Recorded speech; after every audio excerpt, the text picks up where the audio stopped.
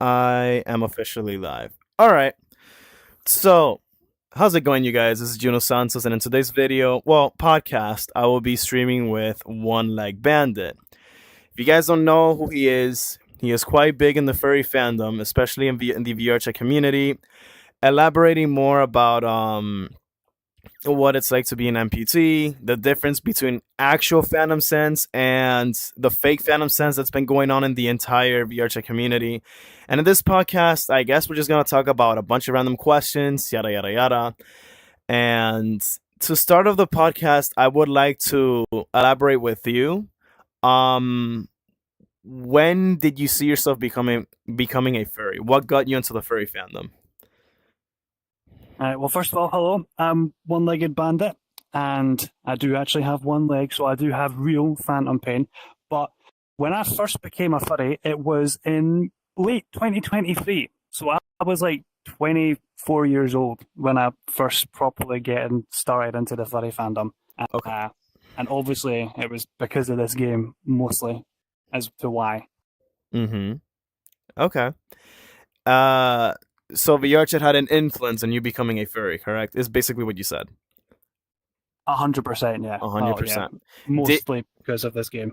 Were you a troll in the past? Like, did you have any hatred towards furries in the past? Out of curiosity.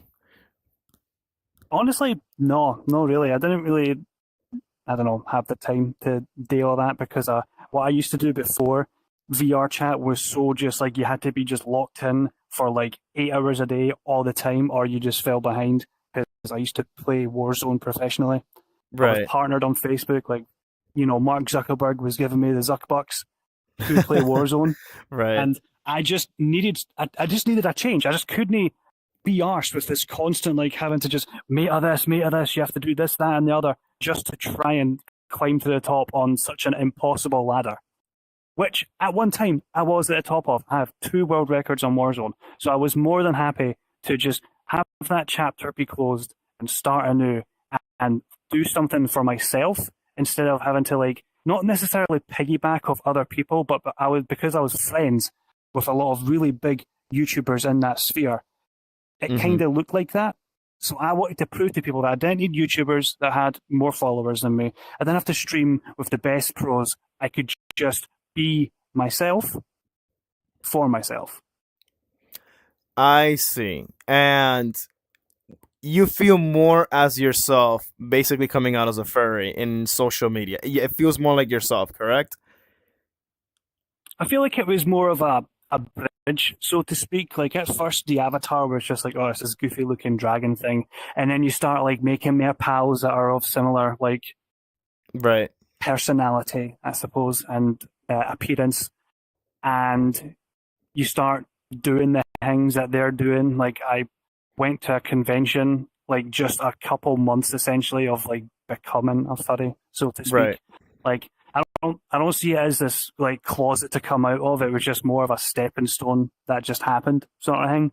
And it just makes me feel so just me in a different sort of medium, if you get me. Like I I I don't understand you. Yeah, I can relate to that because, to be honest, I've had many YouTube channels in the past, yada yada yada, since a kid, and the one that I basically feel the most like myself is ever since I started this Juno Santos um social media. It started as a joke originally. I was catfishing a lot of people in this app known as Nevermet. You probably have heard of it if you've played this game.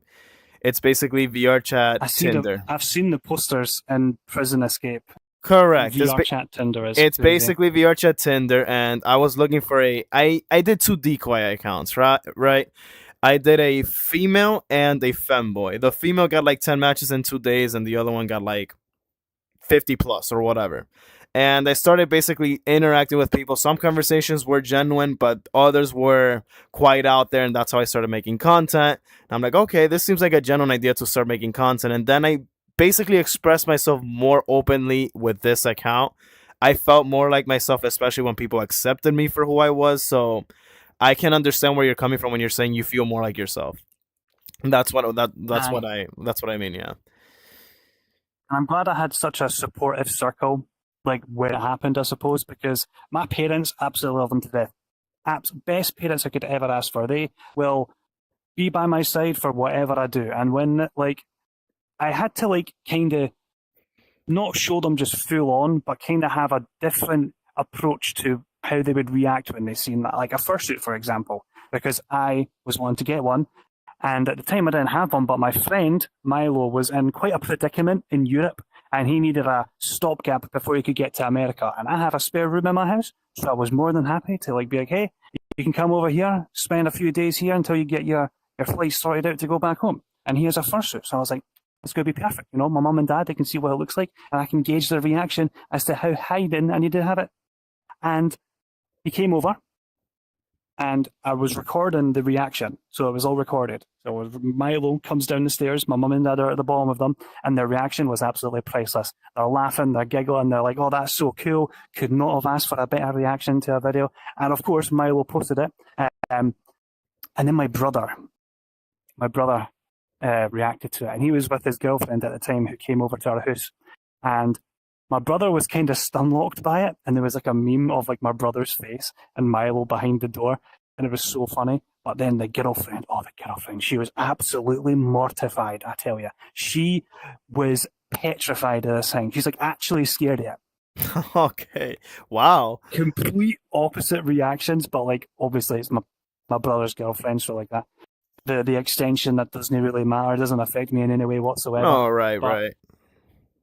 when I got my fursuit, I did like the whole reaction with my mum and dad, and they loved it. And then I got my two brothers, they came round and they sat on the couch, and I hopped through in full suit. And then my other brother, my middle brother, screamed, and I sat next to him, which was really funny. But I think that was more of a bit. But the video did really well. So happy to have such a supportive family, and I'm very excited uh, And this to do video it is in the where future with such support. this video is available on Instagram, YouTube. Like, where do you have this video available? Oh yeah, I have the videos. I'm pretty sure it's one of my pinned videos on TikTok. So it's TikTok, YouTube Shorts, Facebook Reels, Instagram Reels, Twitter. You know, everything. The big five. I see. Um, this is a creator question that I would like to ask you. Where do you see yourself performing better when it comes to videos, and which one do you prefer posting? Obviously, you're gonna post on all of them, obviously, but which one do you feel like a stronger connection that your fan base supports you consistently? I would say.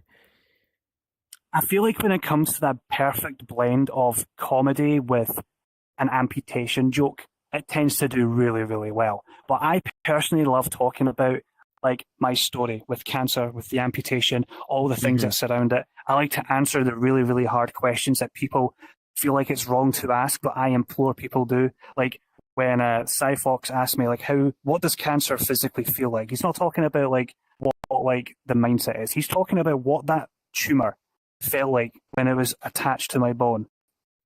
And it's questions like that I just love to answer because it's ones that don't ever do get answered. So I'm more than happy to answer those questions, Okay, and I that love to talk about them. the thing is, those type of questions do deserve to be tongue twisting myself here, do deserve to be basically questioned in a podcast. And yeah, as a cancer survivor yourself, I did see a couple of clips that you are a cancer survivor. I'm What would 10 years now.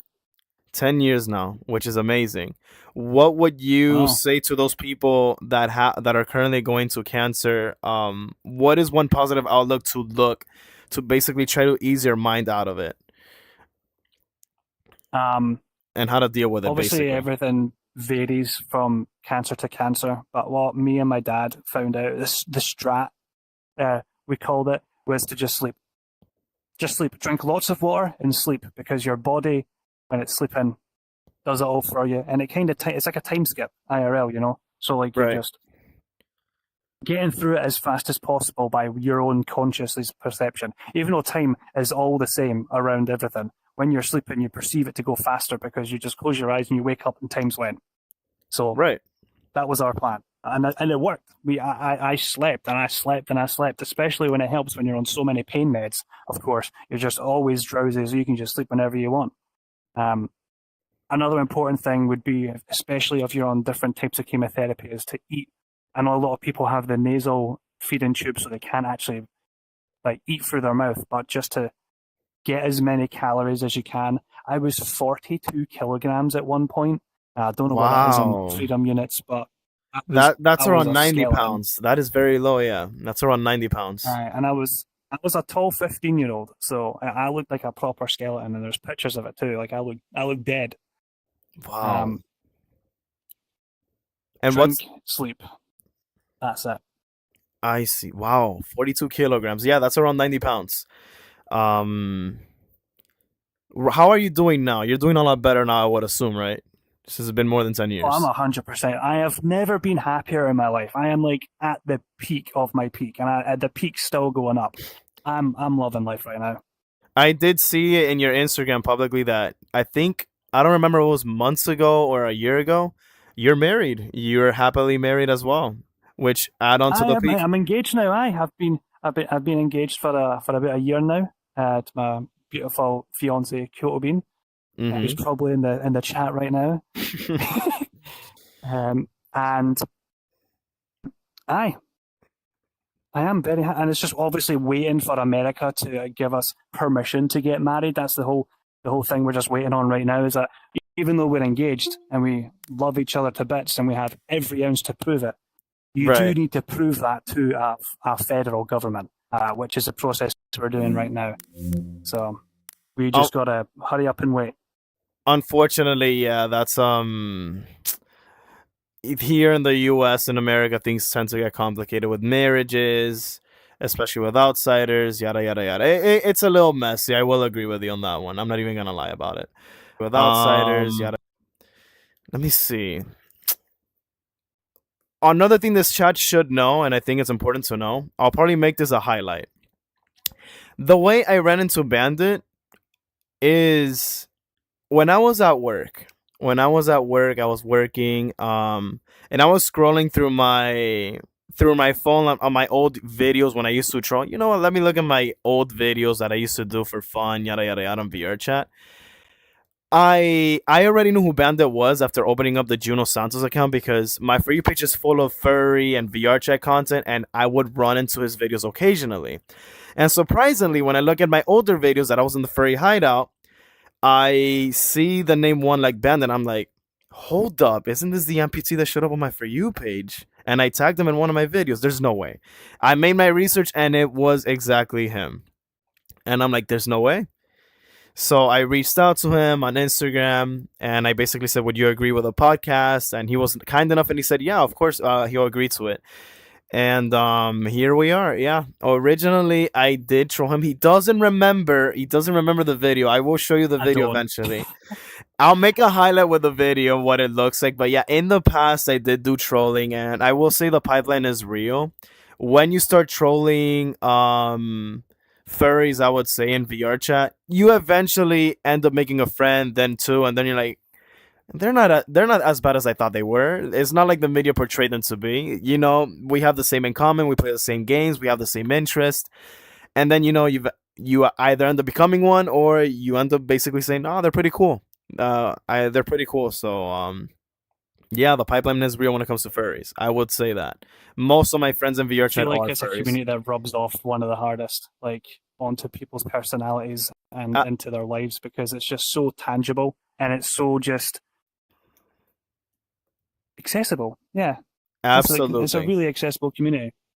And I will say something else to elaborate on that. I will not be surprised. Yes, I will say this in this podcast. I will not be surprised if big names such as Proximity Chat, Ratgrave, yada, and all those other trolls, I will not be surprised if once they're done filming their video, they hang out with furries. I will not be surprised. Because coming from a troll myself that I used to do that in the past for fun, look where I'm at right now. I'm using a furry right now as we speak. So I it feel like does it's happen. Ratgrave has the that green tails like Sonic Sona that he did for Mm-hmm. one video, and then he makes it like a hang in his all his videos now. So I feel like that's like the first stepping stone to it just kind of rubbing off on his personality a wee bit. But it should be funny. Yeah, I wouldn't like I said, I wouldn't be surprised if eventually, they do hang out or something like that. Um But yeah, it's crazy to me. It's crazy to me that I didn't think I'd open up to the community as much as I did. As someone who has never been in a furry con, I've never been to one. I've seen them in anime conventions, but I've never been in one. What what would be a great experience I would see in person for someone who has never been in one from my side?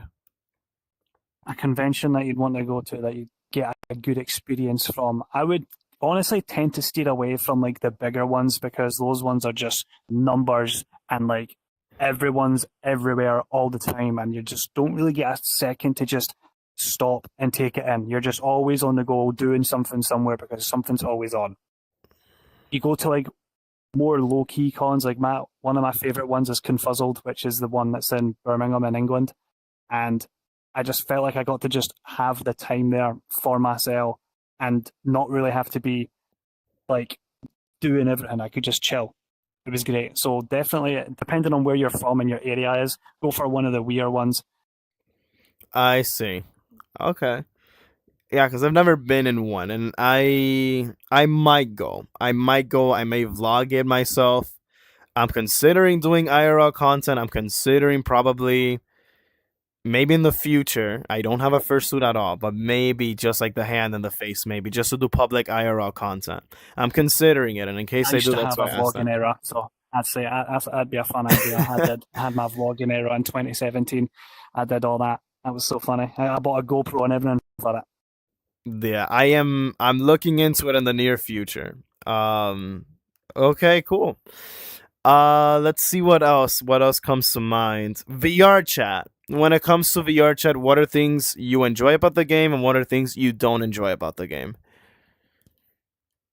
Um, Two pretty different takes from the positive and the negative. One being the actual chat part of VRChat. I love doing that. Like that's why I don't remember the interaction we had is because I'm just talking to like 100 people a day because me and my fiance we just world top public worlds and just yap to people because people are really interesting, but also people are insane, which is so funny to watch. Like sometimes you'll just actually be having like a genuine conversation with someone and right next to you someone's having a divorce. I don't think you really find that anywhere else on any other platform other than No, you're VR chat, you right. know? And they're getting a divorce where one's a dragon and one's like a little like anime woman. It's insane and it's incredible and I love it so much.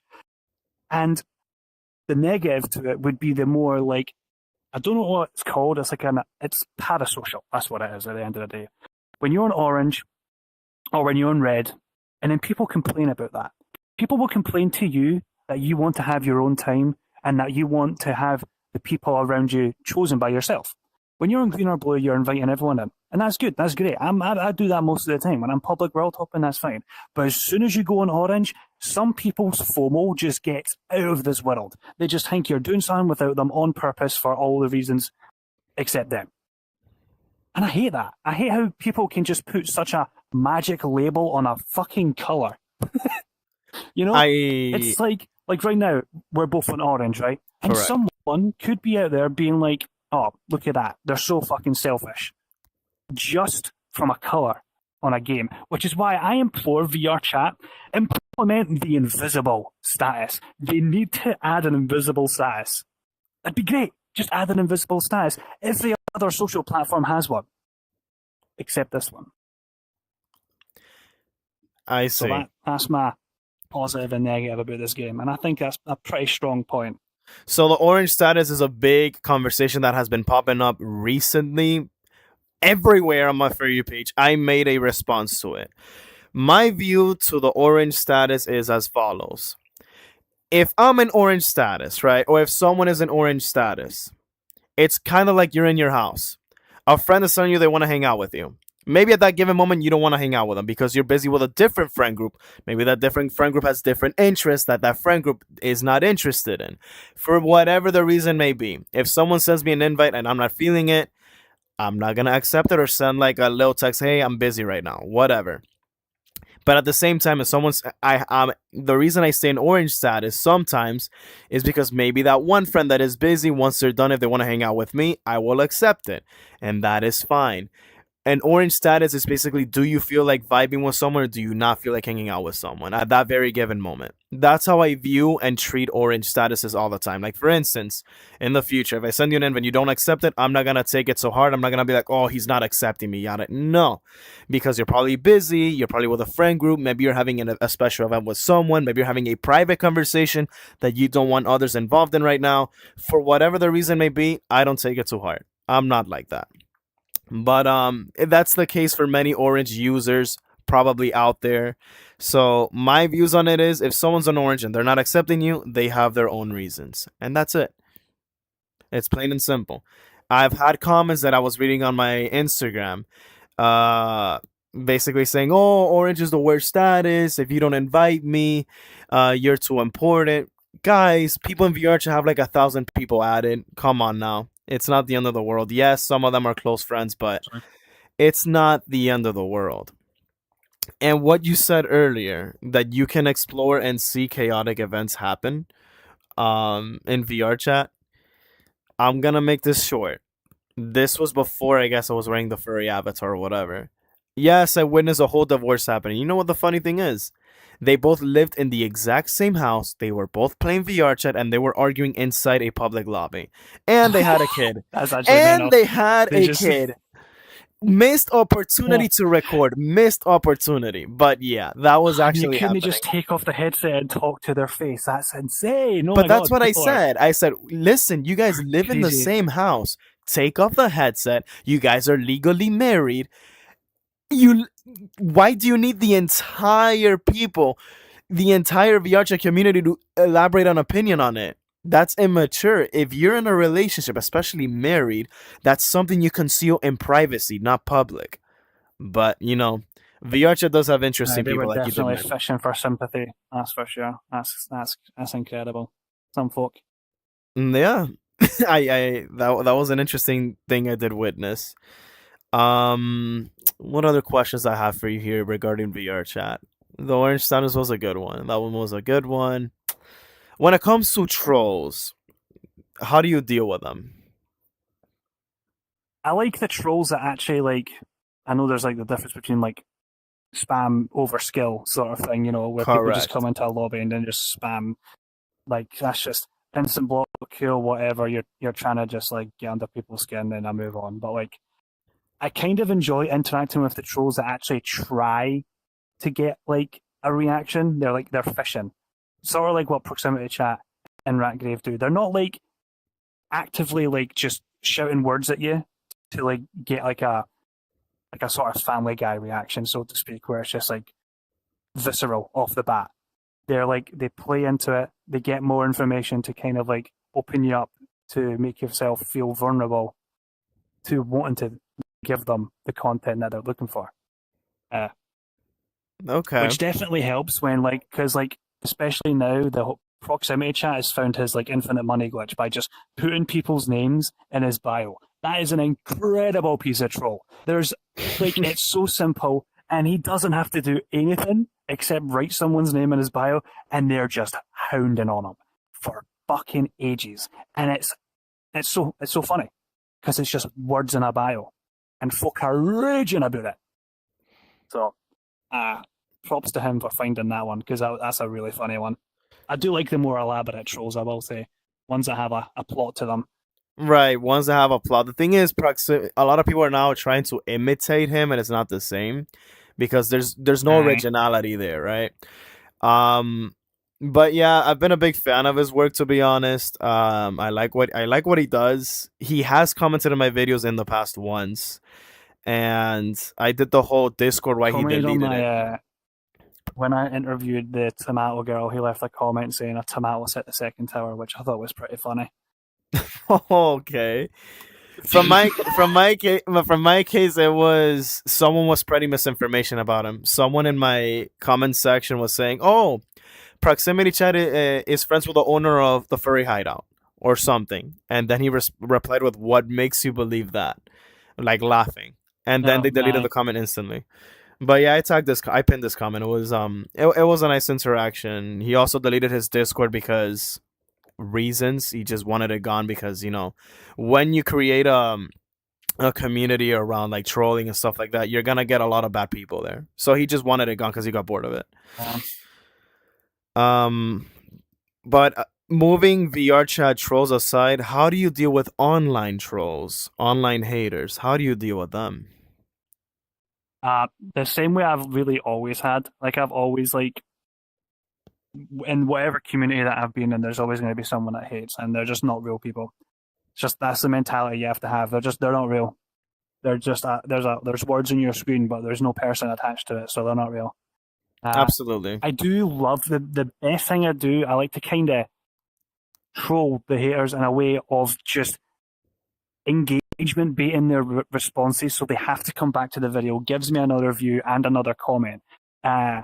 So you do have to be kind of witty about it. You can't just be like, "Oh my god, why would you say that? You're so mean." You have to like kind of play into it a little bit. So You handled it in a similar way I do, very similar, because when I do TikTok live streams and I run into a hater, that's when my TikTok views, like live viewers, blast to outer space. Why? Because I interact with them, but I don't give them emotions. I don't give them what they want. So they'll start saying, "Oh, all furries, you guys are this, you guys are that," and I'm like, "What makes you say that, bro? What are you into? Are you into any sports?" Yeah, I play basketball. Yeah, what do you care? This and that. You can't answer a simple question. It's very simple. You know, it's not rocket science. Yeah, but you're all are the same. You see, guys, this is a perfect example of an NPC. And it keeps blowing and blowing and blowing more NPC, viewership no. until they start spamming. And, my moderators ban them because, at that point, I'm like, okay, they're not talking anymore. They're just spamming the same thing over and over again. But that's That's what I'm basically, saying. Spam over skill all the time. yeah, the best way to deal with them is you interact with them to the way that they seem dumb. They'll either end up liking you. I've had trolls that ended up liking me at the end of the day because they're like, "Oh, we play the same sports. We have the same interest. We love the same VRChat world. Oh, maybe this furry is not that bad. Whatever." But there are others that unfortunately can't answer a simple question as "How old are you?" or something like that. But yeah, that's the best way, I guess, to deal with it from my experience. Is similar to yours. Feed into it until I guess they explode. That's the best way. I can really be I could be really like make them feel bad as well. Like just yesterday I had a guy who made a TikTok account. He put me as his profile picture and then started uploading my videos to the account. Oh wow. And I low key made him feel bad by telling that you're like re-uploading a cancer patient's video, which is really just immoral of you. And he like kind of got like, "Oh, I'm so sorry," and then he deleted all the videos. So when it's people like that, I'm gonna play that card because obviously, like, why are you doing that? And you deserve to feel bad about it. No, Uh, right. You're stealing when it someone's comes to content. like trolls and TikTok live streams like such, I always put on like as like a text above my head is "I have phantom pain." Perfect hook. So many people fall for it every single time. They're like, "Phantom pain's not real," and I'm like, "Well, explain this. Just stump not real? Am I not really an amputee?" And then I go on my like my emojis and I'll be like, "Was that is that not real? That guy's got one leg. That's me. I have phantom pain. I'm an amputee." And then they kind of just like backpedal and then they start asking questions like, "So what even is phantom pain? How do you get it?" And I'm like, "Yes, yes, give me this engagement. Thank you, thank you." A troll has now turned into someone that's actually interested in what's going on, and I love that.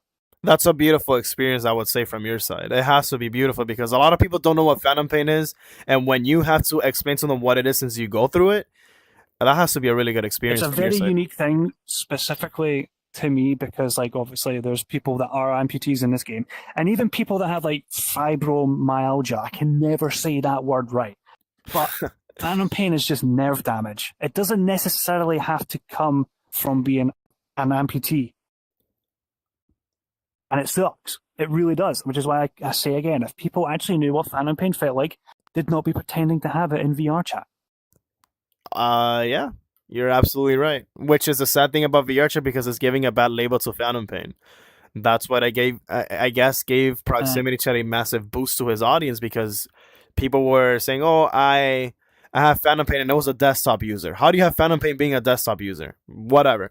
Yeah, it's a complete delusion. Like what people don't understand is that phantom pain is different from what people say phantom pain is in this game, right? Phantom pain is a real chronic condition that people with Mm-hmm. nerve damage get. That's a medical fact. Hundreds of journals published on it, okay? It's been a thing since amputees were a thing, right? But what people feel in this game is just an overstimulated feeling of the anticipation of touch, which, if you can't tell by how many syllables that had, is far too long for anyone in VRChat to remember and say when that happens. It's a natural reflex that every human has of anticipating touch that's about to happen. That's just fact. It's a reflex. And it's kind of like when someone, even in this game, goes too close to your eyes, you'll just naturally blink because you're guarding your eyes. Absolutely, yeah. The But the it's tingling far too long sensation. to say.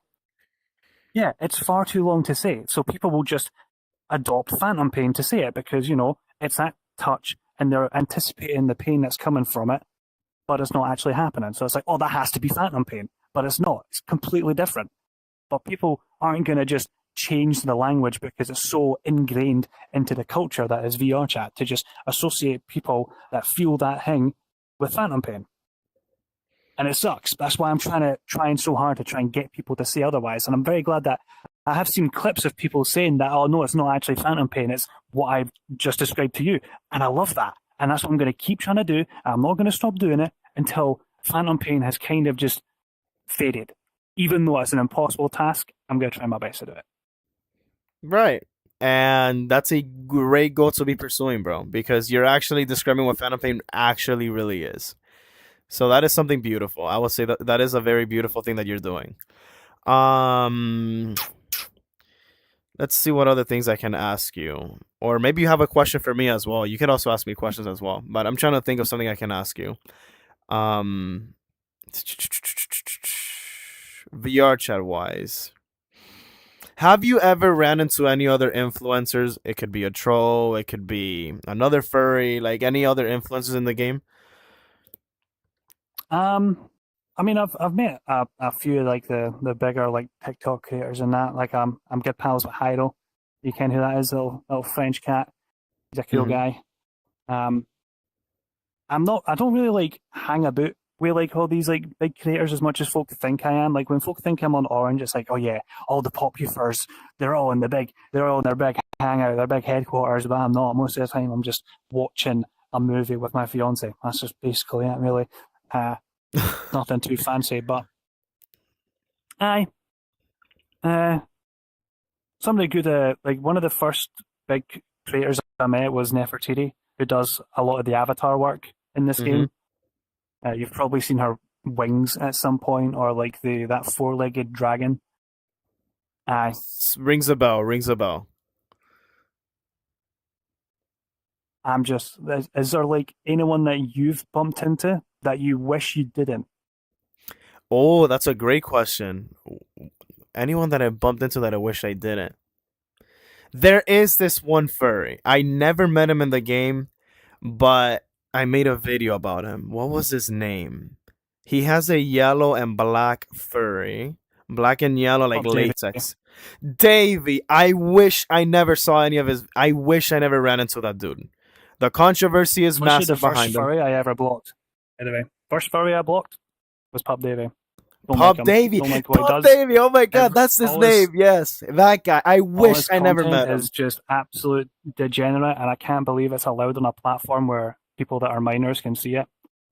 And it's just downright deplorable, especially with everything that's came out about him recently. Absolute wronging, and I just What like I makes don't it hope for the worse? worst for a lot of people, but I cannot stand it. It makes me sick to my stomach. So what makes Davey worst? What makes him even worse is the fact that he doesn't even put that his content is 18 plus anywhere, nowhere, and nor his Instagram, TikTok. I don't know if he has a YouTube, but at least in those two platforms, he doesn't elaborate that is 18 plus. It's straight right in your face and it's absolute degeneracy. Not adult jokes, it's pure degeneracy. It's disgusting. I made a whole ass video about him before I found out about the whole controversy that I don't want to elaborate here because I'm gonna get banned. But before the whole controversy, I did not like any of his work. I've had Davey fans try to defend him, trying to bash me. And when I replied to their comments, basically saying, "How can you defend this degeneracy?" or whatever, they either blocked me or they deleted their comment when I called it out for what it is. Davey is one influencer I wish I never ran into. Absolutely. I just It's been the only one that completely I off. it's been the only one that I wish I never ran into influencer wise. Did you ever meet him in person? Did you ever meet not in person but like in the game, sorry, in VR I've chat? literally, I've never interacted with a boy. Like I said, he was the first boy that I blocked. Like probably the first one. I feel like that's the first So, one aye, that a same person would not want to run into. like it's just the content is like if it's on a platform where like that sort of stuff is accessible, where everyone's 18, like I don't know those the adult platforms. You know what I'm talking about. I don't want to say Absolutely, it yeah. in case the YouTube platform Yeah. It's takes it it's down. all right. I know So what you're talking about. like if you're like posting on there, then fine, sure, do whatever you want, fine, as long as it's legal, just do it. But when you're posting on applications that are like 13-year-olds can see, and then you're describing in detail, that's just deplorable. That's just bang out of order. Like, no, it's not Because on. there is another influencer that I know. You probably know who he is. I forgot his name. I used to follow him. I still think I still do. I don't remember if I do or not. But it's this is it a badger? No, not a badger.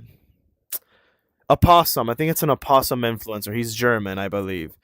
At least he says it's 18 plus. At least he posted on his Instagram. My content is completely only for adults. It is 18 plus, but it's not as degenerate as nowhere near Davey. Nowhere near there, but he does do 18 plus humor, I guess. You probably know who I'm talking about. He's a German opossum. He's quite big in the furry fandom. Never heard of him. That doesn't ring a bell, no. I do feel like even though you can label your content as 18 plus, because there's no actual filters in a lot of these apps, saying in your bio that you're 18 plus isn't really enough because of the discoverability that people have through infinite scroll. Like they can just be scrolling, and then your video will show up. And even though in your bio it says 18 plus, unless you're like specifically labeling at the top of your like every video being like this video is for 18 plus only, please. If you are under that age, I would discourage you from watching this video. Right. But no one's got the time to read all that or say all that at the start of the video because the hook's already gone and people have scrolled away. So when you're on that infinite scroll, you don't know what you're gonna get next. You're So absolutely right. that's There's why, I like, think that I'm not gonna bash folk that do like adult humor or whatever because obviously there's a line between like adult humor and then sexual humor. Flip flop. You get what I mean?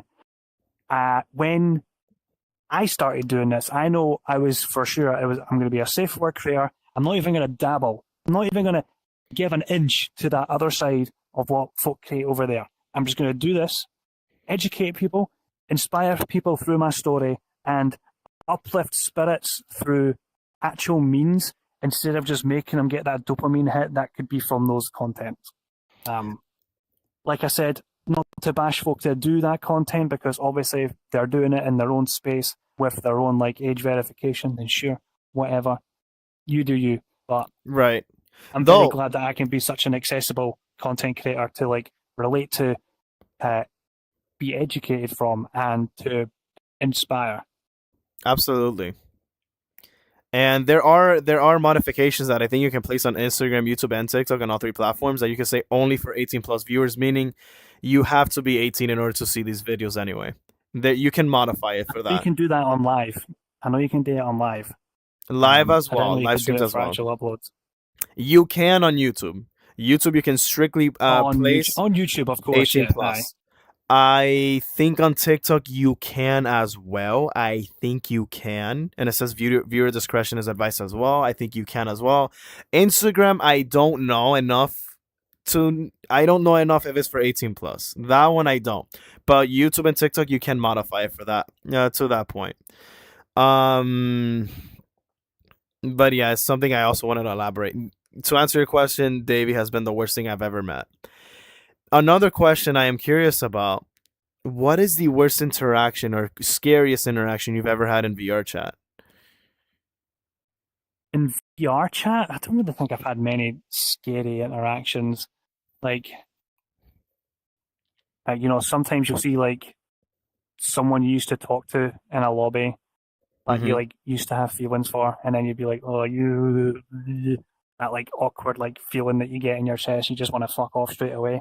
Right. I've not really had many hatred, but actually, just remembered this guy. Right, his name's Zatharix. Okay, and me and my fiance were in a lobby, right, and we're just hanging about, and this guy just started like audibly getting jealous of us being together because at this point, my fiance and I were in the same room, right, sharing the same play space. Being all cute and cuddly in VR because we can, because it's Yeah. fun, and Mm-hmm. this guy just audibly starts getting jealous. Like he's obviously drunk. He's rambling. Oh yeah, it must be nice, Well, look at these guys. Yeah, I bet you think you're so. I bet you think you're the big guy, huh? And I'm like, what are you on about, mate? And then this snowball just starts going. And I'll send you the clip afterwards, right? Because I got the whole thing recorded and I put it on Twitter. But this guy, he just stood up and said to my fiance that he was gonna her and her and then me. And those words obviously you cannot say on YouTube, but I'm sure you know what that means. I know exactly what you And mean. this is in a public world, mind you, and there's an audience, and the whole audience is so baffled. How I'm not even really saying anything. I'm just soaking this all in, and honestly, I'm kind of laughing behind the camera. And this guy is just completely crashing out over the fact that me and my fiance are sharing the same play space and that we're engaged. Whilst his girlfriend, who's 10 years younger than him, is sitting next to him in VR. Wow. Yeah. So when he's like, oh, I'm gonna next convention we're both at, you're getting decked, sort of thing. Uh I did have a little bit of like that's a little bit like weird to say. I'm a guy, I'm on crutches, I've got one leg, I'm a little bit vulnerable. So I was like, that's a little bit annoying to think about, considering the last convention I went to, someone tried to assault me and my fiance, Mm-hmm. which was kind of sucky. Um, Especially when this guy he's convicted for domestic abuse. Like there's a Oh mugshot and no, everything. shit. So, and this guy was trying to actually play the sympathy card to other people because I'm engaged in real life and I have my fiance in real life. I feel like someone People with on a VR comment chat are actually just next level. someone with a common sense brain would know that this guy is delusional and low key a psychopath. But Like when you see the clip, you will 100% agree. you gotta send me that clip on my Instagram or something, bro. I gotta see that. it's it's incredible. Um, from my side, this was a bit scary. I'm not gonna lie. It was I think it was last year. I ran into this guy wearing a rooster avatar. When everybody left, he started opening up how about his. I'm gonna try to keep this as clean as possible on YouTube. About his ideals of a specific race group that should only live because they're dying. That's all I'm gonna say. And he kept going and going and going, and until the point that he told me, "Oh, I should have fed into it." Now that I think about it, and reported his Discord server because he said he had a Discord server that he wanted to start like some sort of revolution with his ideals in the United States.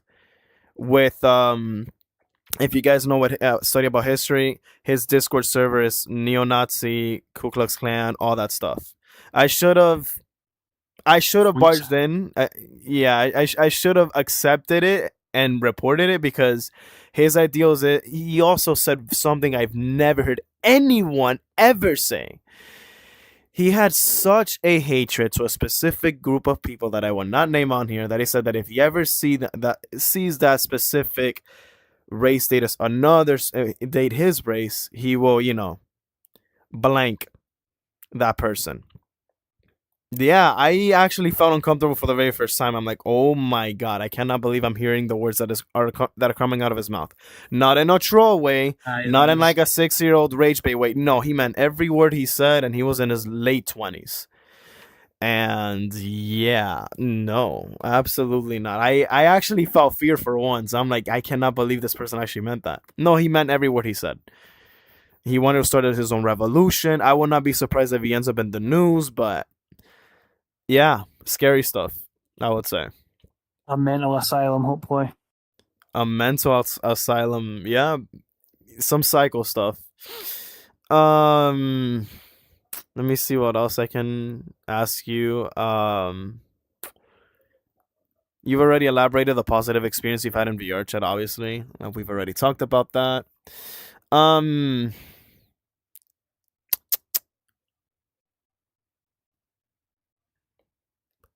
what were challenges you faced as an amputee and dealing with cancer during that time period that you were dealing with it? What were some challenges? Yeah, the challenges that do come with being an amputee are they're they're just the little things that you take for granted every day, sort of thing. Like being able to like carry a bowl of soup through to your room without spilling any of it, or trying to open a bin that have one of those stupid fucking foot pedals when you only have one leg. Are you expected to jump on it to open the bin, So you have to like get your fingers under that grimy metal lid and pick it up yourself. Right. Little things like that, or like going up the stairs.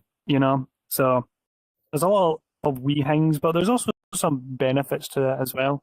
Of course, one being going to the airport. Going to the airport's like the easiest thing ever when you're an amputee because you just go to the accessibility desk and be like, hey, take me to my flight, and they'll just take you right through. And then if you miss your flight, they take you on to the next flight with an upgrade. So it's on them. It's perfect. It's amazing. Don't have to wait in any lines. I'm first in the plane, and I am last off the plane, to be fair, which is kind of annoying. But, I'd rather be first on the plane than last of it. Correct. If you, yeah, correct. When you're in the airport and you're an amputee, you do get special privilege to fly first. I remember when I Yeah. was working and we And were also, boarding. like, handicap parking. Best thing Yep. ever. Get to park right at the front of the establishment for the rest of my life. Oh, yeah. Yeah, no, yeah, yeah. Oh, yeah. Yeah, amputees even What's a benefit? even in the Americas get a lot of special flight privileges. So when we were boarding in the amputees, because I work at the airport, when we were boarding in the amputees first, I would have this specific first class flyer. Basically, say why do they fly before we do? We're first class. I paid a lot for my ticket, and we're basically telling them, ma'am, they're amputees. They need to fly first. Yeah, but I paid a lot of money for my flight ticket. Spent thousands of dollars. We should fly first before they do. No, that's not how that works. The amputees go first, or handicapped people go first. Yeah, she made a scene, Yeah, and we didn't there's a board her on lot the of flight. privilege in the airport, isn't there? There is, but There's a for lot of people with but it makes it's sense it's because minging. boarding for them is gonna be harder if they get in the line. They're gonna get squeezed in. It is an issue, so it's better if we board in the amputees first Aye. and the wheelchair people first, and then after they board in, then first class and everyone else can start boarding. That's how we basically handle it in our airport. I would assume it's It's the such same a for most of liability them. for airlines because, like, if someone with one leg, like for myself, boards at the same time as everyone else, and I get a really shit group, and I have to go in like the middle of everyone, right? And people are sitting down. Some people they've got like things over their head to put in, and all it takes is for one stray leg in the aisle to just be sticking out just a little bit because the aisles are really narrow now because they need to squeeze as many seats as they can on airplanes, and one leg out of place trips me up, and that's the airline's fault because they've not taken the precaution of letting people with disabilities in first, and now an accident has happened. Yeah, they're kept liable. So Absolutely. Okay. Um, what about places you want to visit? Is there any country or specific place you would love to visit? Maybe with your wife, fiance, anywhere in the world that you would like to explore that you have not visited? I'm quite funny. I don't really like go to like the big places. Like I never really want to go to New York City. Right? A lot of people New York City is on their bucket list. could not think of a worse place I'd want to go personally. That's just me. I'd Right. love to go to the Maldives. I've always wanted to go somewhere that's like white ass sand, blue ass water sort of place. Some Maldives, place that's Seychelles. probably in 20 years isn't going to exist because of the rise in water. So I'd love Right. to go there before it's gone forever, sort of thing. Um, I'd love to go to Malta. Malta's a small island country in the Mediterranean. My Malta's in granddad Italy, always wanted no? to go there. I think it's in Italy. No, No, it's the no, same country. I'm confusing it with San Marino. Malta's the one that's San black. Marino's the little city Yeah, in yeah. the country in a country. Malta's red and white, I believe, right? Their flag. Yeah, that's their flag. Yeah. Yeah, that one. Okay. Malta. Yeah, it should be by the Aye. Mediterranean. Why There's a Malta? Counter Strike tournament that happens in Malta. I like to go to that one, and because when I was younger, my granddad, when he was in the Air Force, he'd always go to Malta, uh, and I'd love to go there one day, honestly. As for like United States specifically, where I'd like to go, I'd love to go to the Redwood Forest. I In think that's in California, California. North California. Would love to go there. That's meant to be absolutely beautiful. I will I will tell you, as someone who has traveled in so many places in America, I know I'm biased, you guys. I don't care. I was born and raised in Florida, but the West Coast, the views are gorgeous. California, Oregon, Washington State, Colorado, Nevada. The views are breathtaking. It's like an actual painting you're experiencing IRL. It's so gorgeous. East Coast, that's what not the Scottish Highlands are like. yeah, Scottish Highlands are gorgeous. nothing against the East Coast. East Coast does have its pretty areas. I'm not saying it doesn't. But compared to the West Coast, snowy mountains, massive hot springs, the Grand Canyon, it's just too beautiful. I'm a nature traveler. I love traveling and exploring nature, the culture, the languages and all of that. And the West Coast without a doubt is beautiful. That I can tell you. Anywhere on the West Coast, you'll love it. It's gorgeous. Aye, Hoover Dam and Las Vegas are also big picks for me because I was a huge Fallout New Vegas nerd when I was growing up. So I'd love to be Hmm. able to go to some of those iconic locations that were in that game that are also Right. in real life. So I'd love that. Vegas is beautiful. You're gonna love Vegas.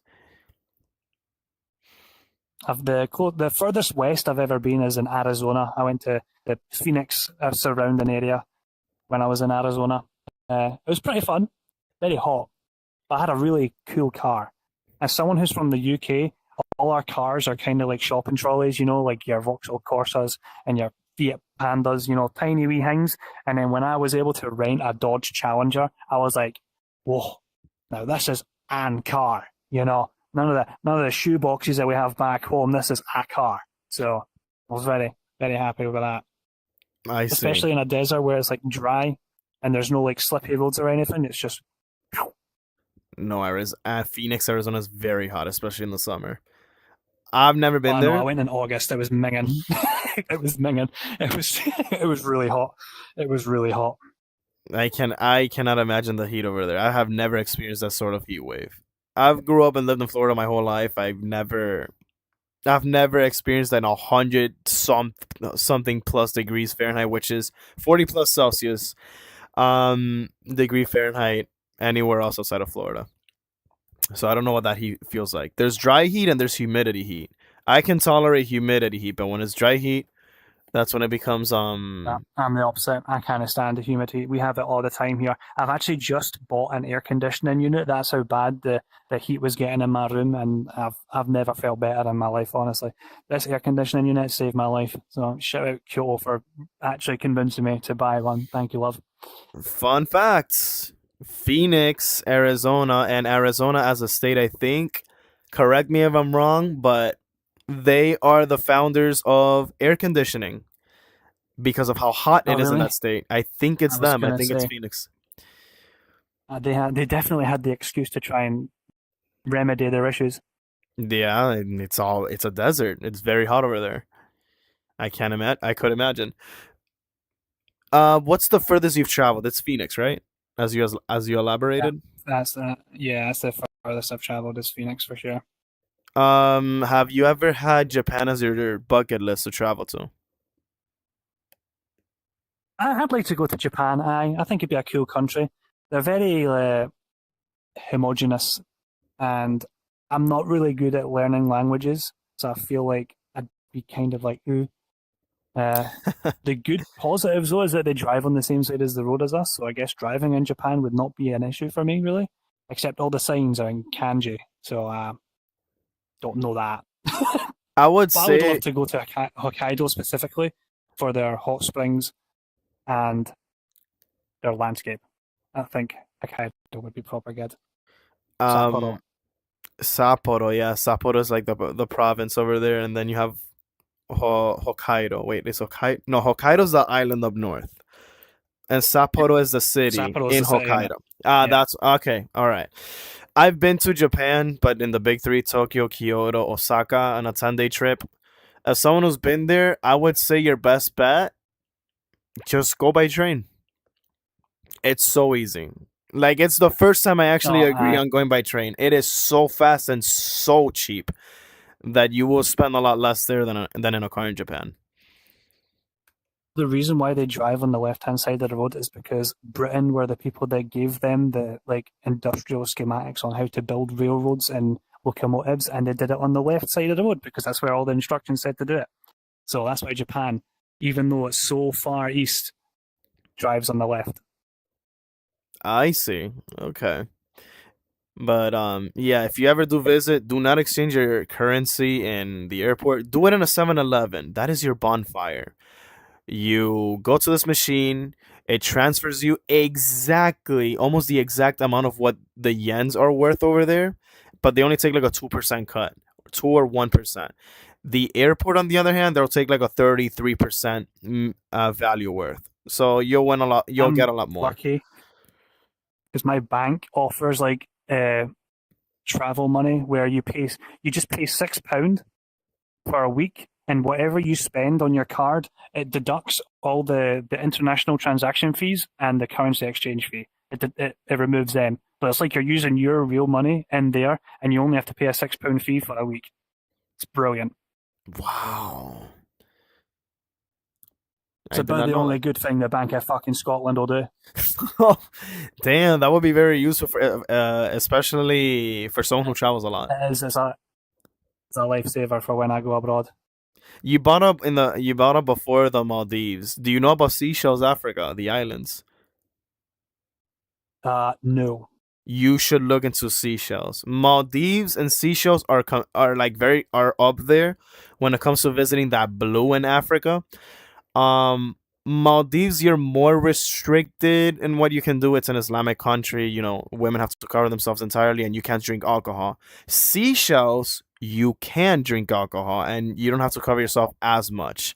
And it's basically the same experience. But what I like about Seychelles more than the Maldives, they're both up there. In the Seychelles, uh, Seychelles. I don't know how to say that country's name. I always say it wrong. It's in my bucket list, but it has the like a really funky flag where it's like all these colors that are going into the yeah, like corner. correct. Yeah, that's the Seychelles. Yeah. Seychelles. So the reason Seychelles got my attention more than the Maldives is because of how the landscape there looks. Have you ever played like Spyro the Dragon, like those games that they have like these weird rock designs and it looks so fake? Seychelles looks like. Exactly like that. It looks like a video game. It doesn't look real with the blue and everything. It's not a real place. Yeah, It doesn't look I real. skip. It looks AI generated, and that's why I would love to visit that country at some point. Eventually, I want to visit the Maldives as well, but Seychelles, I think might win between the two. I'm gonna visit both of them at some point, but Seychelles might take the crown on this one because of the how it's built, how that island is built. It looks so fake. It doesn't look real. But yeah, definitely look I have into Seychelles how it looks like. Oh, it might catch your interest as well. to see how much a flight is. That would be the first thing that kind of makes it or breaks it. Mm-hmm. And let me see. Any advice for anyone who wants to start content creating, maybe as a furry, maybe as a VRChat influencer? Any advice you would like to give to those people? I would say don't just follow the trend slop that a lot of people do. Uh, and please don't use AI for the love of God, please just don't do that. Make your content your own. You know yourself better than anyone, and you know exactly what you like. And then you just take what you like, talk about it, play it, and play into your own advantages and what you know best. Because you're yourself, you know what you know, and all you have to do is put a camera in front of you and yap about it. Best thing you could have ever said. I could have worded it better. Be yourself. Absolutely. Because at the end of And the day, just be confident in front of the camera. Don't be shy. Don't hide away. You're just talking to a camera. You speak with your chest, not with your stomach. Speak right here. absolutely. Well, I think that to wrap it up, I did enjoy this interview. This is, I think, the first time I actually do an interview with someone. Eventually, I want to bring more people in, so you guys can get to experience what kind of content they do. Um, they're a little bit more about themselves, how they got into making content and stuff like that, and even as random as where would you like to travel. And I'm glad I had this interview with you, Bandit. I'm glad I So it was did. good fun. And A lot of folk just think that, oh, I've got all these numbers attached to me that, oh, this guy will never want to collab with me. I've not got enough followers. But literally, whenever someone asks, as long as the idea is like kind of fun, I'll be like, yeah, sure, let's do it. no, absolutely. No, I don't really label anyone like that. I send the DM as it is. If they want to do the interview with me, that's great. I'm happy for it. But if they still don't want to do it, I also respect it. I can't force someone to also do an interview. So it's basically up to the individual if they want to do it or not. So I don't really take it to heart if they don't want to do it. I completely understand it. But yeah, Good.